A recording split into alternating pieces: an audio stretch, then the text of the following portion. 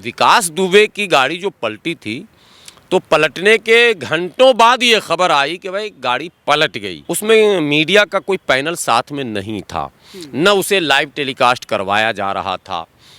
लेकिन अतीक अहमद के साथ लगातार आज भी अब जब लाया जा रहा है तो आप देख रहे हैं लगातार सारे चैनल लगे हुए। अब हद यह है कि कहाँ वो मुँहतने खड़ा हुआ ये भी लोग दिखा दे रहे हैं। इससे दो बातें हैं, एक तो अतीक का भला हो रहा, बोलिए भला इसलिए हो रहा है कि चाह कर भी पुलिस कुछ कर नहीं पाएगी क्योंकि कैमरे चारों तरफ निगरानी में लगे हुए हैं। लेकिन गाड़ी नहीं पलटेगी, अतीक की नहीं पलटेगी। उसके एक कारण तो मैंने मीडिया का गिनाया, दूसरा कारण जो प्रमुख है वो ये है कि योगी जी को दिखाना भी है। वो दूसरे लोगों को भी ये मैसेज दे रहे हैं कि देख लो, अतीक के राह पर चलने वाले जो लोग और हो तुम्हारा भी हश्र वही करेंगे। साबरमती टू प्रयागराज इतना चला देंगे, इतना दौड़ा देंगे कि रीढ़ की हड्डी टूट जाए। योगी जी अपना एक अलग अंदाज उसमें अख्तियार किए हुए हैं कि हमको कुछ नहीं करना, ही खुद ही मतलब घुट घुट के मर जाएगा। दोस्तों नमस्कार, आपने देखा है कि योगी सरकार बुलडोजर के नाम से जानी जाती है। आज अतीक को दोबारा से प्रयागराज बुलाया गया है तो पूरे देश में हलचल सी मच गई है।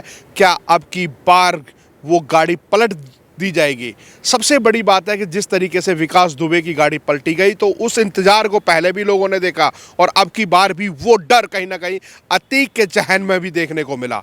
और उसने बाकायदा ये भी कहा कि ये मेरे को मार सकते हैं, इसके साथ साजिश हो सकती है। सबसे बड़ी बात है कि इससे पहले जब अतीक प्रयागराज आ रहे थे तो उसने कहा था कि डर कैसा, आज वो डर कहीं ना कहीं वो दिखाई दे रहा है। आज इस विशेष चर्चा पे हमारे साथ गुलाम सरवर जी हैं तो इनसे बात करते हैं। सर, आपका हमारे चैनल पर बहुत बहुत स्वागत है। शुक्रिया शुक्रिया आपका। कैसे देखते हैं कि एक तरफ योगी का जो एक्शन प्लान जो होता है वो एक सख्त होता है और एक तरफ कभी अतीक का वो एक प्रयागराज या उत्तर प्रदेश के अंदर देखें तो वो माफियागिरी दिखाई देती थी।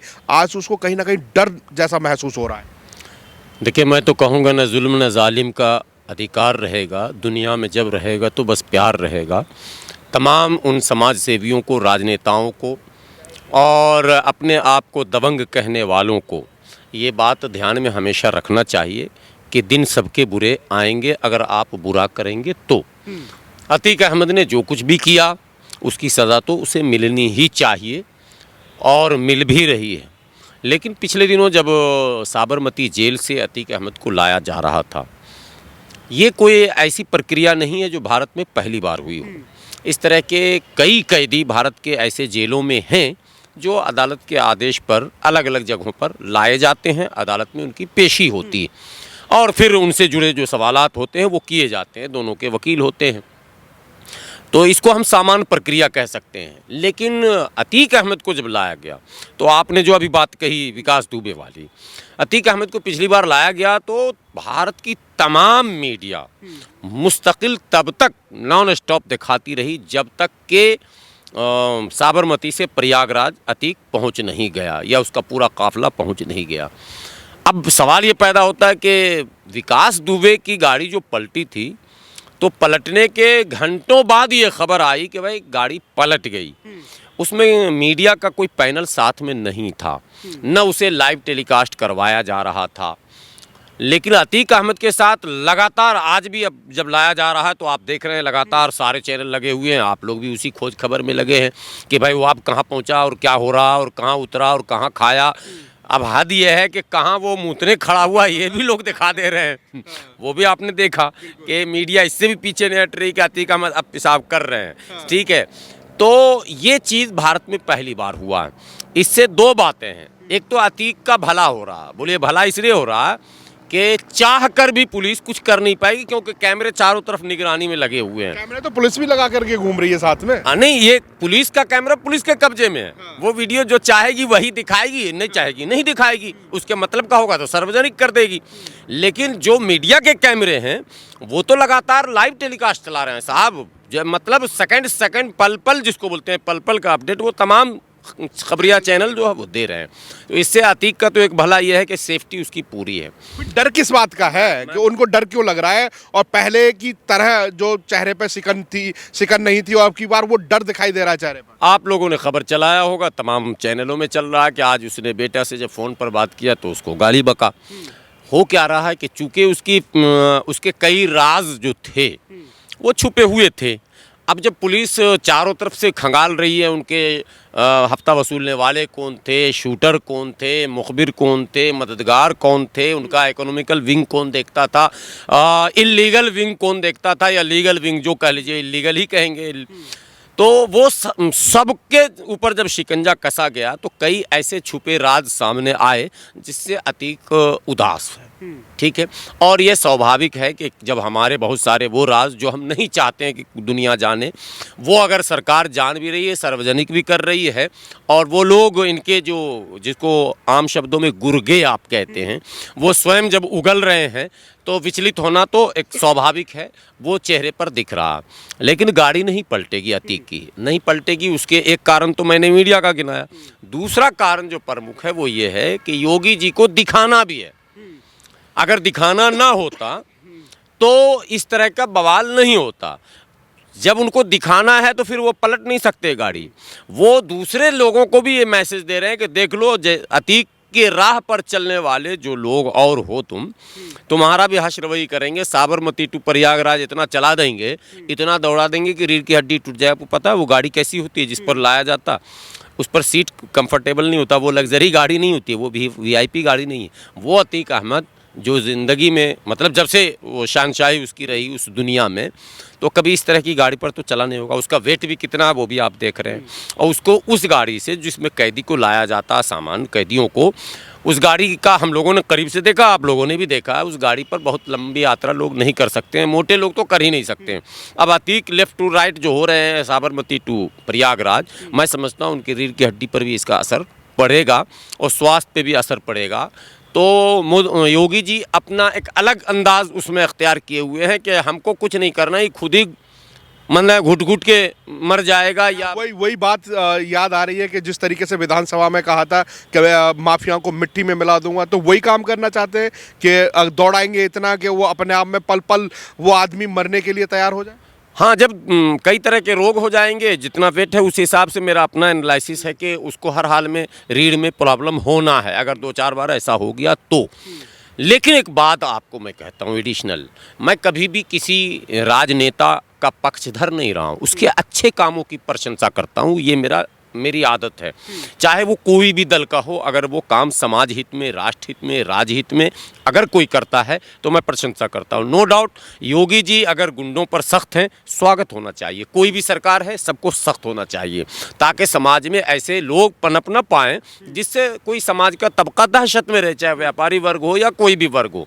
लेकिन जो मिट्टी में मिलाने की बात आई है, उसमें कहीं भी किसी भी आधार पर भेदभाव नहीं होना चाहिए। ये आरोप लगातार योगी जी पर लग रहे हैं कि आपके दाएं और बाएं, यानी आपकी पार्टी के कई विधायक ऐसे नामचीन हैं जिनके ऊपर सैकड़ों आपराधिक मुकदमे हैं।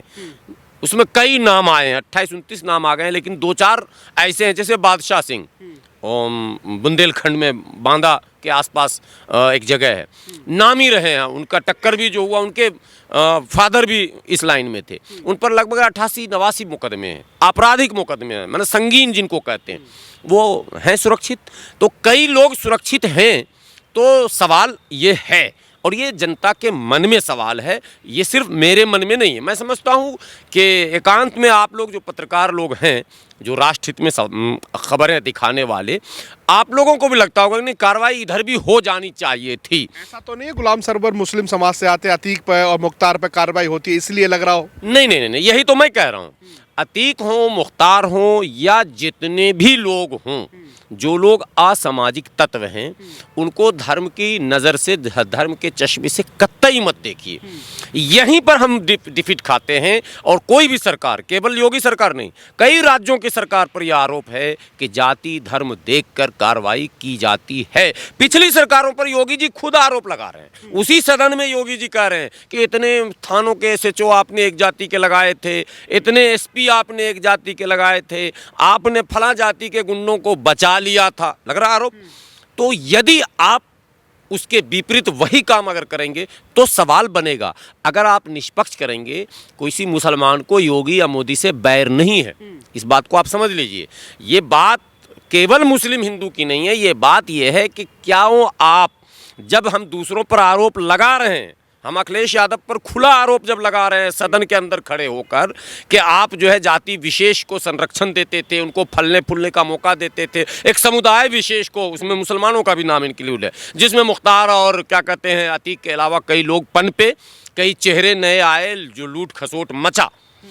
तो अगर आपके यहाँ भी किसी जाति विशेष को बचाया जाएगा तो ये बोलने का भी अधिकार है, और ये आम लोग सोच भी रहे हैं। आप बिल्कुल जो सत्ता के शिखर पर जो होता है, सत्ता देखिए मैं बार बार कहता हूँ ये ईश्वर की तरफ से एक गिफ्ट है जो विशेष व्यक्ति को दिया जाता है, चयनित व्यक्ति को मिलता, सबको नहीं मिलता। रेस में बहुत तेरे लोग हैं, विधायक भी जिंदगी भर बने, लड़ते लड़ते तबाह हो गए, जमीन तक बेच डाली, नहीं बने। लेकिन भाग में है तो एक चाय बेचने वाला प्रधानमंत्री बन गया, भाग में है तो मैं जिस बिहार से आता हूँ, लालू जी के समय में रियल में चाय बेचने वाला, अब रियल बात बता रहा हूँ, मोदी जी में तो लोग कंफ्यूजन करते हैं, नहीं बेचते थे, हाँ बेचते थे, चलिए को भी लगता है ऐसा नहीं, जो बातें चल रही उनको चलने दीजिए।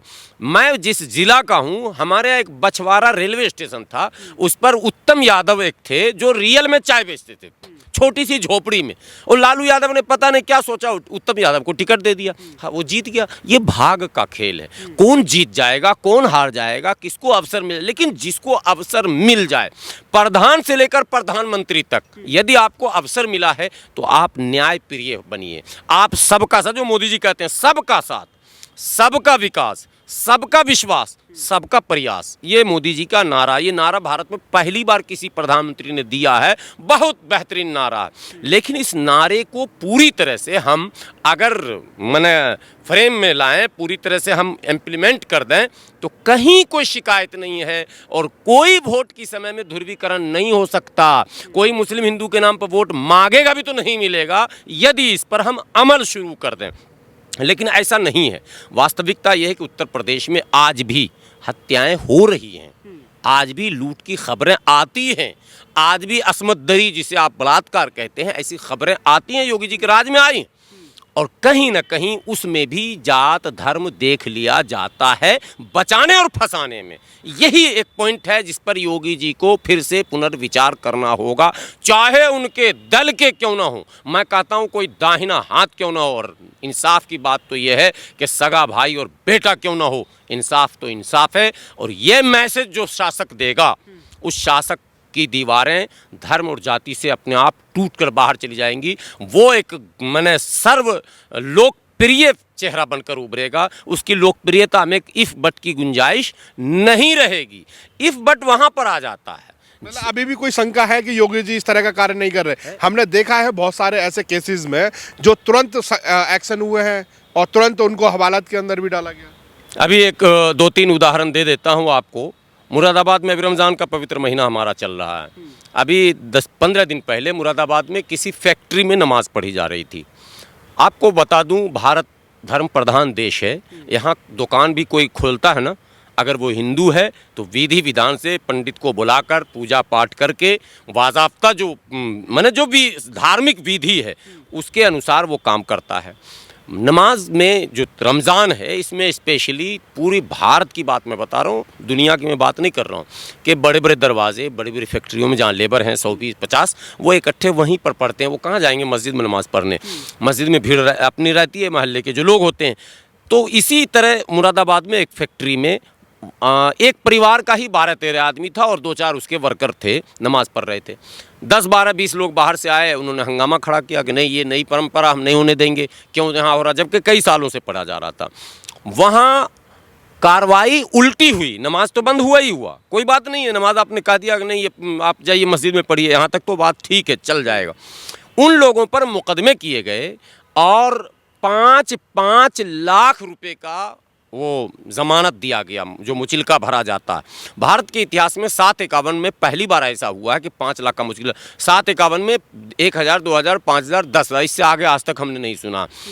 तो 5 लाख का मुचलका भरवाया गया, यानी ये समझने की बात है। अब आप कहेंगे कि अदालत पे आपने सवाल उठा दिया, 751 में अदालत की भूमिका नहीं होती है, 751 में पुलिस की भूमिका होती है, ये भी मैं क्लियर कर देता हूँ। अच्छा, अभी मुद्दे पे आते हैं। तो सबसे बड़ी बात है कि जिस तरीके से उमेश पाल की हत्या हुई, उसके बाद बराबर परिवार है वो कह रहा है कि अतीक का इनकाउंटर हो जाए, हमें न्याय मिल जाएगा। अगर नहीं हुआ और योगी की सरकार चले गई तो हमें भी नुकसान होगा। नहीं, परिवार अगर ये मांग कर रहा तो यह संवैधानिक मांग है।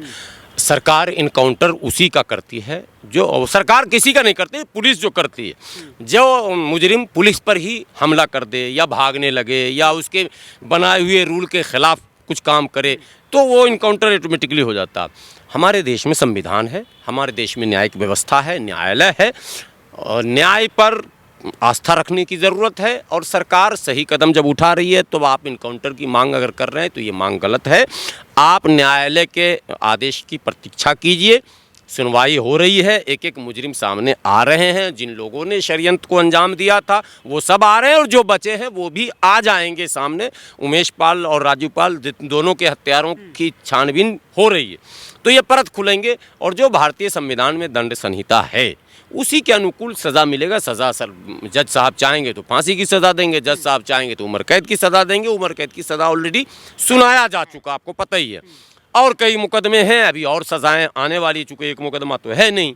तो इसलिए न्यायालय पर भरोसा होना चाहिए। ये चीज़ें जो ये मांग होता है ये एक आवेश में लोग बोलते हैं, लेकिन जब होश में हम लोग बात कर रहे हैं तो हम लोग संविधान और न्याय की बात करते हैं। एक संवैधानिक प्रक्रिया हमारे देश में है। और देखिए जो मुजरिम जो है जिसको निचली अदालत से सज़ा ऑलरेडी हो भी जाता है उसको भी एक अवसर मिलता है कि इससे भी बड़ी अदालत आप जा सकते हैं, आपको रोका नहीं जा रहा।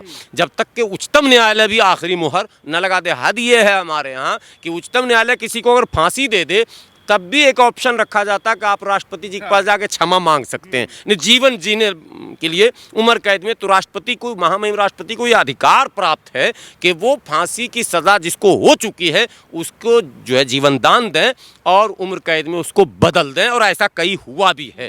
तो ये एक प्रक्रिया हमारे यहाँ, और ये प्रक्रिया गलत नहीं है। ये जो न्यायिक प्रक्रिया है इसमें कोई असंतुष्ट नहीं हो सकता, क्योंकि वो इतने स्टेज हैं कि आप ये नहीं कह सकते हैं कि यार यहाँ नहीं सुना वहाँ छल हो गया, ये नहीं कह सकते हैं। आपको ये कहना पड़ेगा कि हमारी सारी बातें सुन ली गई, हम मुजरिम थे इसलिए हमें सज़ा मिल गई। यही होना, हालांकि मुजरिम तो मरते मरते फांसी पर चढ़ते भी कोई नहीं बोलता कि हम मुजरिम थे, लेकिन सच्चाई यह है कि सज़ा उसी को मिलेगी जो मुजरिम होगा। हमारी पूरी आस्था भारतीय न्यायालय पर और संविधान पर। आज सबसे बड़ी बात है कि जो माफिया है, आज जो डर का माहौल जो चेहरे से दिखाई दिया, जो डर होता है वो आज कहीं ना कहीं चेहरे से झलक रहा था। जाने से पहले वो गुहार लगा रहा था कि मेरी वीडियो कॉन्फ्रेंसिंग से क्यों नहीं वहाँ पर पेशी हो सकती, मुझे वहाँ पर लेके क्यों ही जाया जा रहा है। तो इसके पीछे क्या देखते हैं आप? ये तो उनके वकील समझेंगे, इसमें सरकार का कोई मसला नहीं। वकील भी तो भागे हुए हैं, उनके ऊपर भी चार्जेस लगे हुए हैं। अब फिर वही बात है, ये कोई मुजरिम खुद ही सब कुछ कहे। उस न्यायालय का एक तरीका है कि उसके तरफ से जो वकील खड़े होंगे वो कहेंगे योर ऑनर, ये मेरा जो मुवक्किल है ये इतने दूर से आने में सक्षम नहीं है, आप जो है वीडियो कॉन्फ्रेंसिंग से उनकी बात जो भी सुननी है सुन लीजिए। और ये होता है, कईयों के साथ हुआ है, वीडियो कॉन्फ्रेंसिंग से कईयों की पेशी हुई है, अतीकी भी हो सकती है, लेकिन ये कोई पुलिस अफसर नहीं कर सकता ये काम। ये काम न्यायालय के आदेश से होगा। उसके लिए आपके पास उपयुक्त वकील हो जो न्यायालय को इस बात के लिए संतुष्ट कर ले, मनवा ले और न्यायालय से आदेश करवा ले। नो डाउट, अगर आदेश आपने करवा लिया, हाँ अगर न्यायालय का आदेश होता कि नहीं वीडियो कॉन्फ्रेंसिंग से ही पेश किया जाए और फिर ज़बरदस्ती यूपी पुलिस लाती गैजेट कर, तब आप कटघरे में खड़ा कर सकते थे। चूँकि यूपी पुलिस तो न्यायालय के आदेश का पालन कर रही है, तो आप इसमें पुलिस को आप कटघरे में नहीं ला सकते हैं। वो तो न्यायालय का आदेश है, भाई लाओ मुजरिम को हाजिर करो कल। तो अब चाहे वो रातों रात दौड़ के लावे, 100 के स्पीड में लावे, उसको लाना 10 बजे से पहले हाजिर करना गेट के अंदर। सबसे बड़ी बात है कि अतीक जेल के अंदर होता है, उसकी बीबी लेडी डॉन के नाम से पहचानी जा रही है और उसी ने उमेश पाल की हत्या का पूरा षड्यंत्र रचा, नए नए फ़ोन ला करके पूरी तरीके से प्लानिंग करके उसकी हत्या कराई गई। इसमें कम से कम 2 से 3 बार प्लानिंग की गई। देखिए, अब तो मायावती ने भी मान लिया है कि बीवी शाइस्ता परवीन जो मेयर प्रत्याशी घोषित थी बसपा की, वो टिकट वापस ले लिया गया है, यानी ऐलान कर दिया गया कि नहीं देंगे। तो जब समर्थक दल जिस दल के लिए सब कुछ किया उस दल ने ही मान लिया, तो अभी इसमें योगी जी के विषय में क्या कहा जाएगा भाई? वो योगी जी पे तो आरोप है कि वो जुल्म कर रहे हैं, लेकिन जिस पर आरोप नहीं है, मायावती पर तो आरोप नहीं है। मायावती तो अपना प्रत्याशी घोषित कर रहे थे और इससे पहले मायावती ने दिया है टिकट। तो ये लगभग तय हो गया है कि कहीं ना कहीं अगर सिर्फ जबरन आरोप लगता तो मायावती को खड़ा होना चाहिए था कि भाई मेरे प्रत्याशी के साथ आप ऐसा क्यों कर रहे हैं। लेकिन मायावती तो पहले सरेंडर कर गए कि नहीं भाई वो मुजरिम है, ठीक है, और उससे षड्यंत्र करता है, जो भी है, मैं टिकट नहीं दे सकती हूँ इसको, ठीक है। तो इसलिए अब ये जो भी प्रक्रिया है इसकी जांच जो एजेंसी कर रही है उसको करने दिया जाना चाहिए। शाइस्ता की गतिविधि हो या वसद की गतिविधि हो या उनके सहयोगियों की गतिविधि है, वो सबकी जांच जो भी एजेंसी कर रही है उसको करने दीजिए। न्यायालय पर भरोसा रखिए। न्यायालय में दूध का दूध पानी का पानी होना ही होना है। अगर शाइस्ता साजिशकर्ता नहीं होंगी तो बरी होंगी, और साजिशकर्ता होंगी तो जो चार्जेस लगते हैं वो शाइस्ता पर भी लगेंगे। कोई कानून से ऊपर कोई नहीं, चाहे वो डॉन का बेटा हो या डॉन की बीवी हो, कानून से ऊपर कोई नहीं। ठीक, बहुत बहुत धन्यवाद।